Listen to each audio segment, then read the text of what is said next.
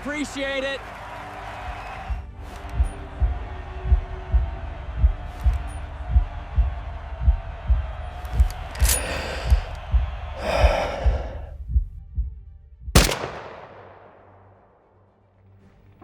Here is a bulletin from CBS News. In Dallas, Texas, 3 shots were fired at President Kennedy's motorcade in downtown Dallas. The 20th of January, 1961. You, John Fitzgerald Kennedy, do solemnly swear I, John Fitzgerald Kennedy, do solemnly swear that you will faithfully execute the office of President of the United States that I will faithfully execute the office of President of the United States and will, to the best of your ability, John F. Kennedy was officially sworn in as the President of the United States, following a narrow victory over his Republican rival, Richard Nixon.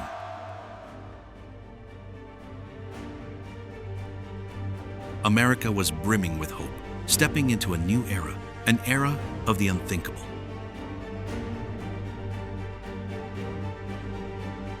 But perhaps the president himself could never have imagined that this era would come to an end much sooner than expected.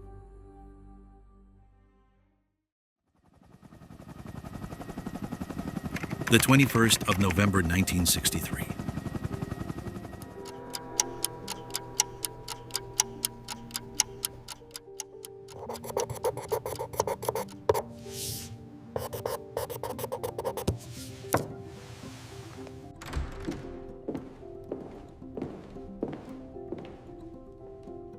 It's time, Mr. President. President John F. Kennedy and the First Lady prepared for a high-stakes political trip to Texas.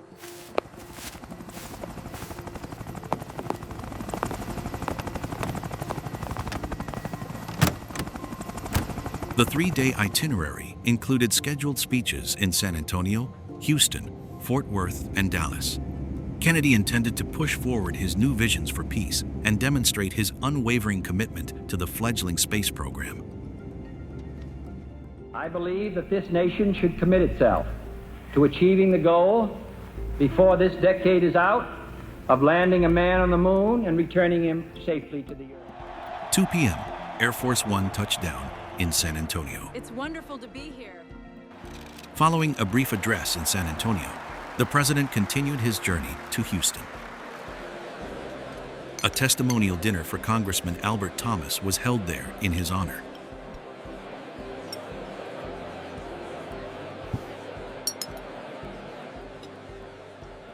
As the event concluded, the president flew to Fort Worth to spend the night at the Texas Hotel.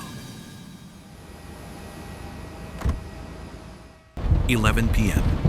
The weather took a turn for the worse.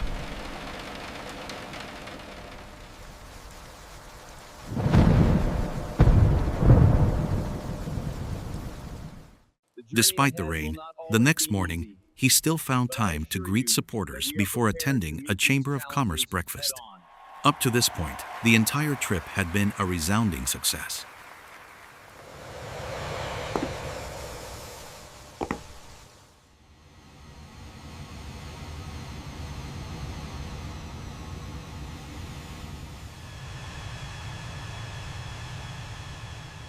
(11:38 a.m.)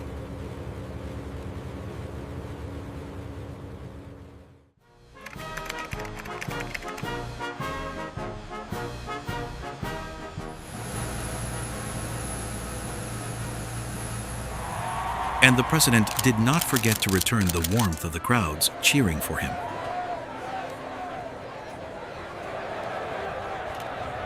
Good afternoon, everyone. Thank you for coming.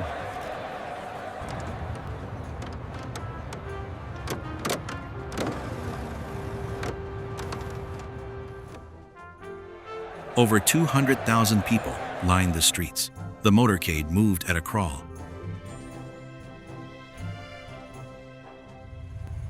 At 12:21 p.m., the motorcade entered Main Street, the most crowded stretch of the route.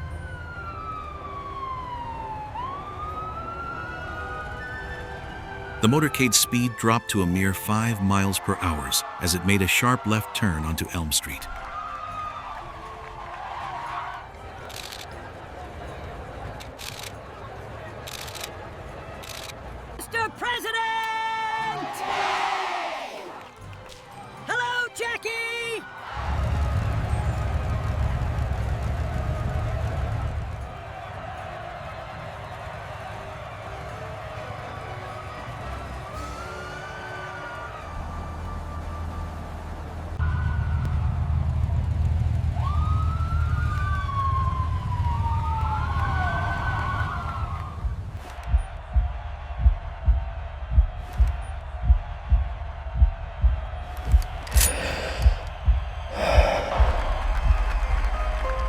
certainly seem happy to see you.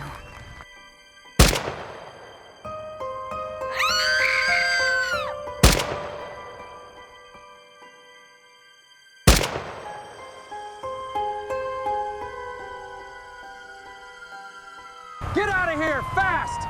To the hospital! Copy that!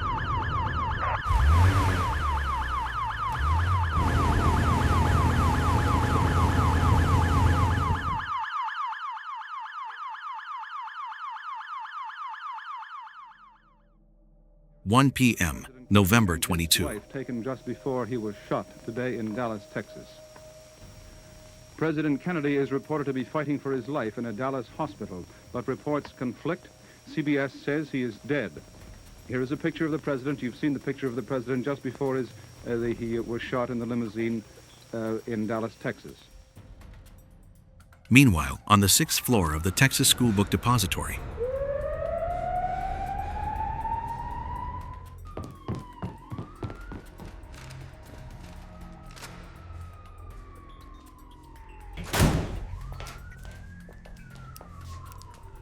Come here. Easy, officer. I work here. I don't know anything. Do you know this man? Does he work here? Yes, he works here. Thanks, officer.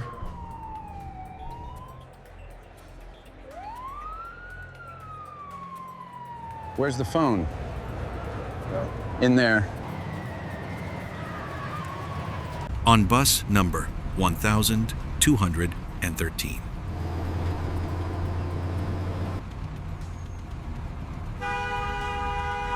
Can I get a transfer? Traffic's not moving.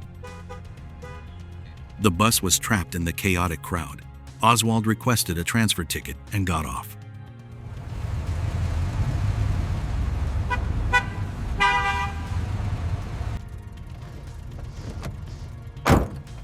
Take me to 500 North Beckley. He knew he couldn't stay there for long.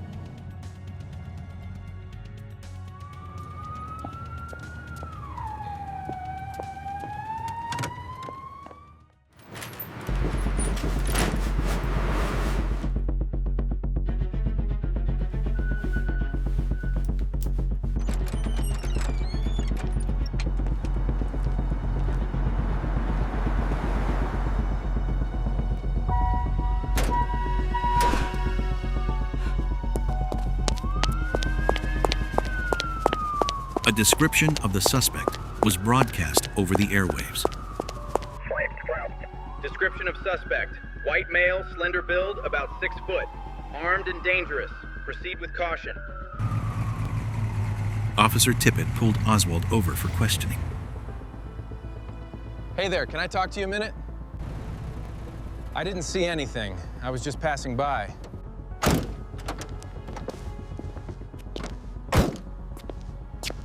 Don't worry, I'm just checking a few things.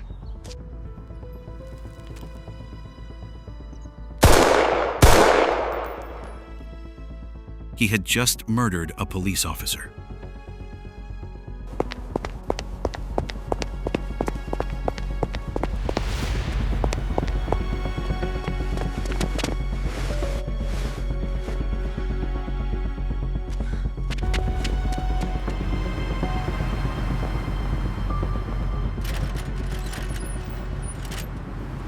A shoe store manager, Johnny Brewer, noticed the frantic look of a young man who had just ducked into his shop.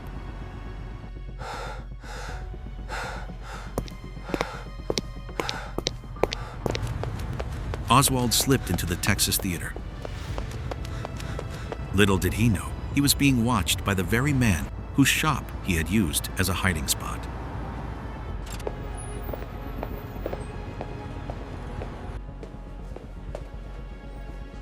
Did the man who just came in buy a ticket?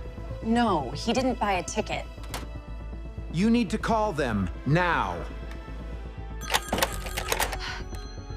I want to report a suspicious man. Shh. And he just sneaked inside. Information regarding a suspicious individual reached the police almost instantly. This time, the predator would not let its prey escape.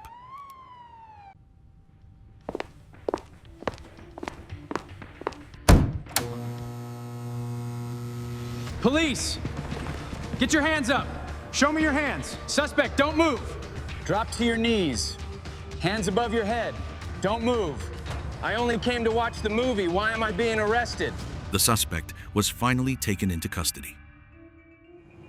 After evidence from the book depository, including a Carcano rifle and fingerprints, was linked to him, he was officially charged with the assassination of President Kennedy later that night. But was it really that simple?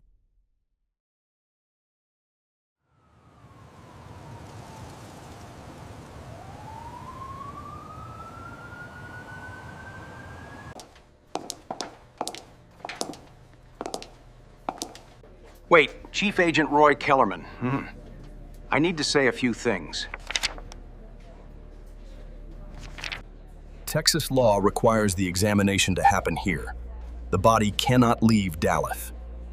Under Texas law, the presidential autopsy was required to be performed on site. However, federal agents, pressured to get the new president, Lyndon B. Johnson, and JFK's body out of Dallas for fear of a wider coup, reacted with fierce aggression. This is the President of the United States. We are taking him home now. The body was flown back to Bethesda Naval Hospital in Maryland. The final journey of the ill-fated president did not end in Dallas. It was only beginning to fade into the shadows at Bethesda Naval Hospital. Under pressure from the Kennedy family to expedite the funeral and facing interference from officials, doctors failed to meticulously track the bullet paths. This led to two conflicting conclusions. The Bethesda report concluded that JFK was hit twice from behind, consistent with Oswald's sniper nest.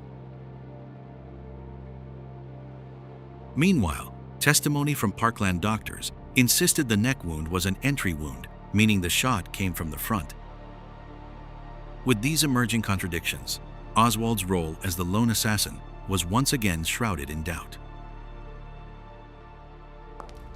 2 days after the president's death, authorities prepared to transfer Oswald to the county jail for his own safety.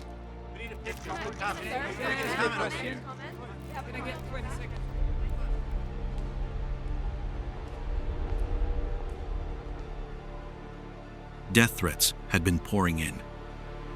You killed my president, you rat! Drop the weapon!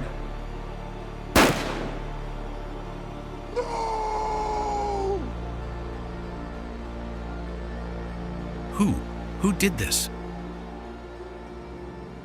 Jack Ruby, a Dallas nightclub owner of the Carousel Club, had just executed Oswald on live television.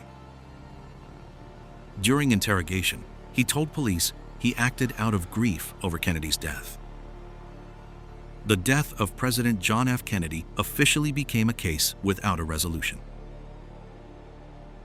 Oswald never confessed. How could a nightclub owner with a pistol walk unchallenged into the basement of the most heavily guarded police station in America? Ruby was sentenced to death in 1964, but the conviction was later overturned for a retrial. However, before the second trial could begin, he died of lung cancer in 1967. Before his passing, Ruby hinted at a much larger conspiracy, one he claimed he couldn't reveal for the sake of his family's safety. To this very day, the assassination of President John F. Kennedy has yielded no further significant clues. And perhaps it will forever remain a cold case, where the truth is eternally buried beneath a thick shroud of speculation and legal controversy.